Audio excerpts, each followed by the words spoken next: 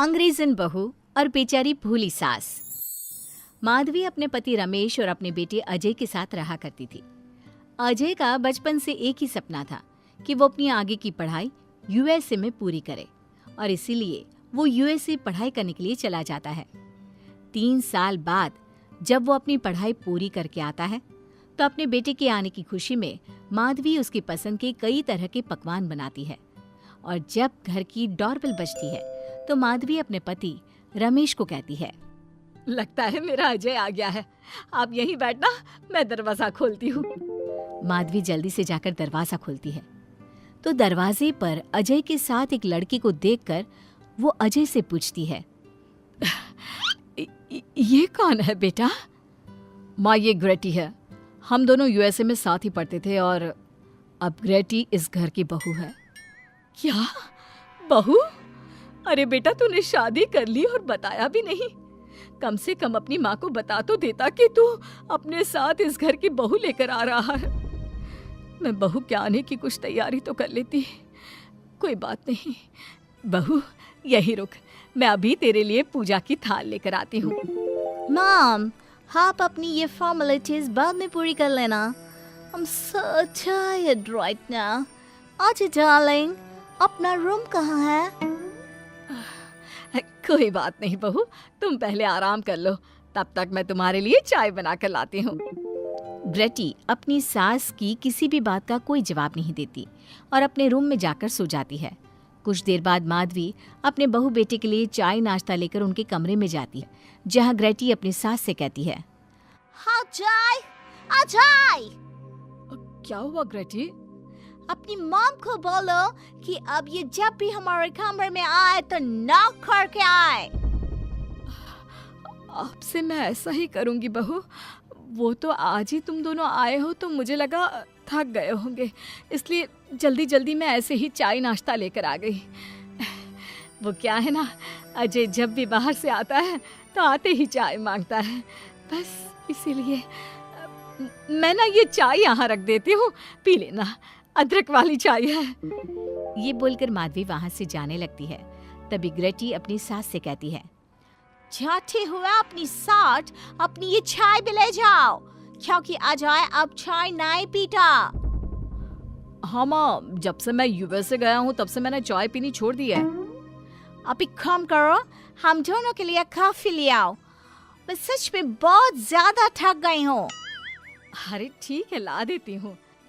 अच्छा बेटा, तुम्हारे मम्मी पापा इंडियन है या फिर वही अंग्रेजी है?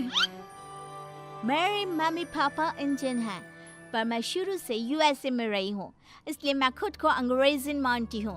वैसे अब जल्दी से जाकर मेरे लिए कॉफी लेकर आओ और मेरे बारे में इतना ज्यादा इंक्वायरी करने का जरूरत नहीं है। अरे हाँ हाँ, अभी लाती हूँ। वैसे बहू, मैं तुम्हें ना इंडिया के सारे तौर तरीके सिखा दूंगी। अरे क्या हुआ, तुम्हारी परवरिश अगर यूएसए में हुई है, हाँ तो इंडियन ही ना।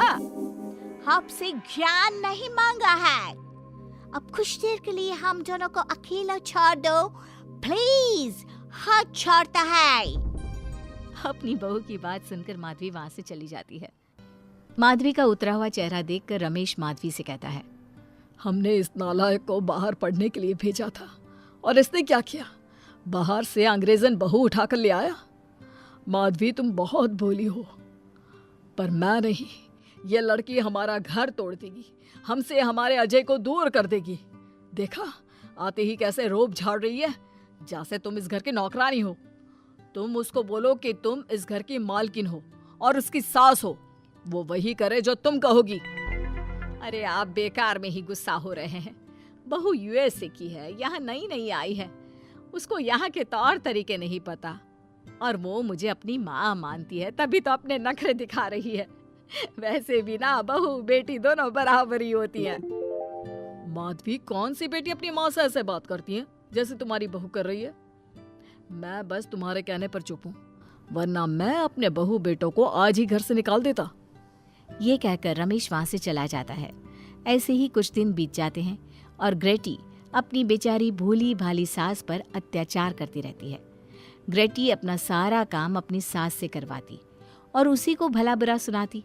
ऐसे ही एक दिन माधवी कपड़े धो रही होती है और ग्रेटी माधवी को सताने के लिए अपने सारे कपड़े लाकर उसे देती है और कहती है, मॉम्स, ये मेरे कुछ कपड़े हैं, जरा इन्हें भी धो दो।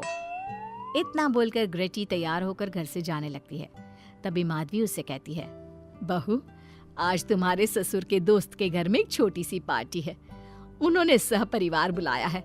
मैं चाहती हूँ कि तुम और अजय भी आज हमारे साथ वहाँ चलो और आज ना साड़ी पहनना। मॉम, अभी मैं क्लब जा रही हूँ, रात को मुझे टाइम मिलेगा तो आपके साथ चली जाऊंगी, पर सारी बारी नहीं पहनूंगी। ये कहकर ग्रेटी वहाँ से चली जाती है। शाम हो जाती है। सब ग्रेटी के घर आने का इंतजार करते हैं और इस वजह से कोई भी पार्टी में नहीं जा पाता। इंतजार करते करते रात के 12 बज जाते हैं। 12 बजे रात को ग्रेटी नशे की हालत में जख्मी घर आती है। अपनी बहू के सर और हाथ पर लगी चोट देखकर माधवी परेशान हो जाती है और जल्दी से फर्स्ट एड का बॉक्स लाकर अपनी बहू के सर पर पट्टी करती है। एक माँ की तरह प्यार करते हुए वो अपनी बहू से कहती है, बहू, तुझे चोट कैसे लग गई बेटा? मैं घर आ रही थी, एक बाइक वाले से मेरी टक्कर हो गई। कोई बात नहीं बेटा, कल सुबह होते ही तुझे अपने फैमिली डॉक्टर के पास ले जाऊंगी। अच्छा, अब तू ना आराम कर, मैं तेरे लिए अभी हल्दी वाला दूध लेकर आती हूँ। माधवी, मैंने तुम्हें पहले ही समझाया था, ये अंग्रेजन हमारे घर के लिए ठीक नहीं है, पर तुमने मेरी एक नहीं मानी। अब देख लो, आज इस अंग्रेजन बहू की वजह से सारे मोहल्ले में हमारी नाक कट गई है। आज सब हम पर हंसते हैं और ये सब कुछ तुम्हारी वजह से हुआ है, तुम्हारी छूट की वजह से हुआ है। ये कहकर रमेश अपने रूम में चला जाता है, पर माधवी अपनी बहू की पट्टी करके उसे उसके कमरे में जाकर सुला देती है। अगले दिन माधवी ग्रेटी को लेकर अपने फैमिली डॉक्टर के पास जाती है, जहां ग्रेटी देखती है कि उस डॉक्टर की बहू ने साड़ी पहनी है और एक संस्कारी बहू की तरह घर में पूजा पाठ करके अपने सास ससुर के पैर छूकर उनका सुबह सुबह आशीर्वाद लेती है। डॉक्टर की बहू को देखकर ग्रेटी को अपना बर्ताव याद आता है और उसे एहसास होता है कि वो अपनी भोली और मासूम सास के ऊपर कितना अत्याचार करती है, पर फिर भी माधवी सबसे लड़कर हमेशा उसका साथ देती है। ये सब देखकर ग्रेटी को पश्चाताप होता है और कुछ देर बाद वो दोनों दवाई लेकर घर आती है। जब माधवी ग्रेटी को दवाई खिलाने के लिए उसके पास जाती है तो, मॉम, मुझे माफ कर दीजिए, मैंने कभी भी आपके प्यार को नहीं समझा, आप पर इतना अत्याचार किया, आपकी बेइज्जती की, आपसे घर का सारा काम करवाया।